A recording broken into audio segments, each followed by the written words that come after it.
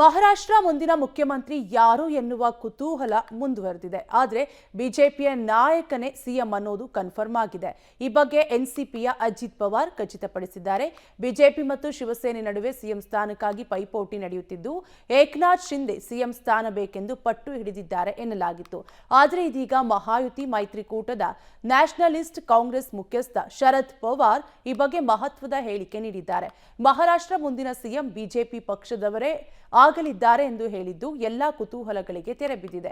ಮೈತ್ರಿಕೂಟದ ಇಬ್ಬರು ನಾಯಕರಿಗೆ ಉಪಮುಖ್ಯಮಂತ್ರಿ ಸ್ಥಾನ ದೊರೆಯಲಿದೆ ಎಂದು ಹೇಳಿದ್ದು, ಅಧಿಕಾರ ಹಂಚಿಕೆ ಬಹುತೇಕ ಅಂತಿಮವಾಗಿದೆ ಎನ್ನುವ ಸೂಚನೆ ನೀಡಿದ್ದಾರೆ. ಅಲ್ಲದೆ ಡಿಸೆಂಬರ್ 5ಕ್ಕೆ ನೂತನ ಸಿಎಂ, ಡಿಸಿಎಂ ಹಾಗೂ ಸಚಿವರು ಪ್ರಮಾಣ ವಚನ ಸ್ವೀಕಾರ ಮಾಡ್ತಾರೆ ಎಂದಿದ್ದಾರೆ.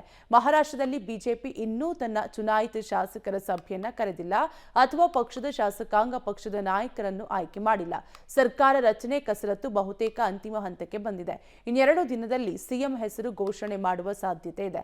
ಆದರೆ ಈಗಾಗಲೇ ಡಿಸೆಂಬರ್ 5ರಂದು ಸಂಜೆ 5 ಗಂಟೆಗೆ ಹೊಸ ಸರ್ಕಾರದ ಪ್ರಮಾಣ ವಚನ ಸ್ವೀಕಾರ ಸಮಾರಂಭ ಮುಂಬೈನ ಆಜಾದ್ ಮೈದಾನದಲ್ಲಿ ನಡೆಯಲಿದೆ ಎಂದು ಮಹಾರಾಷ್ಟ್ರ ಬಿಜೆಪಿ ಮುಖ್ಯಸ್ಥ ಚಂದ್ರಶೇಖರ್ ಬಾವನ್ಕುಲೆ ಮಾಹಿತಿ ನೀಡಿದ್ದಾರೆ. ಪ್ರಮಾಣ ವಚನ ಕಾರ್ಯಕ್ರಮದಲ್ಲಿ ಮಹಾರಾಷ್ಟ್ರ